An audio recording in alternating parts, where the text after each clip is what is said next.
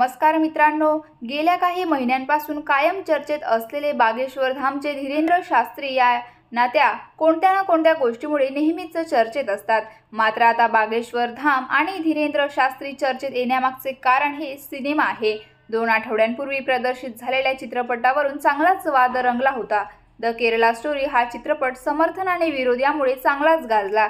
आता वादग्रस्त ठरलेल्या धीरेंद्र शास्त्रींच्या जीवनावर चित्रपट येत आहे। द बागेश्वर सरकार असं या चित्रपटाचं नाव असून चित्रपटाच्या प्रदर्शनाची तारीख खुद धीरेंद्र शास्त्री जाहीर करणार आहेत।